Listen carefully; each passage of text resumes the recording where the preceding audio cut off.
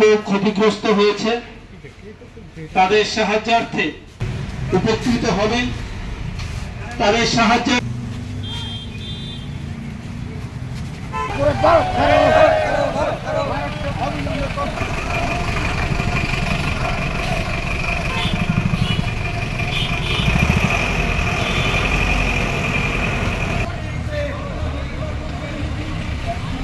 শাসক দলের প্রার্থীরা এবারের ভোটে হেরেছে।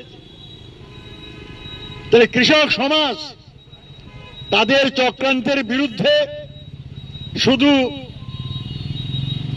আন্দোলনই করছে না, তাদেরকে ক্ষমতাচ্যুত করার জন্য এবার ভোট দিয়েছে। ফলে আমরা দেখলাম তৃতীয়বার সরকার এসেছে, কিন্তু তাদের আসন সংখ্যা কমে গেছে। তারা 353 থেকে 292 হয়ে গেছে। বিজেপি 303 থেকে 240 হয়ে গেছে। একা বিজেপির শাসন আর নাই। কেন? তারা জনগণের বিরুদ্ধে, কর্পোরেটদের স্বার্থে সমস্ত কাজ করছে বলে মানুষ তাদের বিরুদ্ধে যাচ্ছে। এই লড়াই আমাদের জারি রাখতে হবে। এই 9ই আগস্ট আপনারা তারিখটা মনে রাখবেন, 1942 সাল। তখন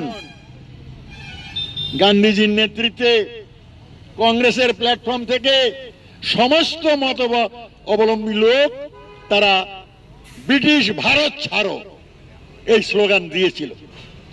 ব্রিটিশ বুঝেছিল যে ভারতে আর শাসন করা যাবে না, তাই 5 বছর পর দেশকে ভাগ করে আমাদের মধ্যে বিবাদ সৃষ্টি করে তারা এই রাজ্য আর এই দেশ ছেড়ে চলে গিয়েছিল।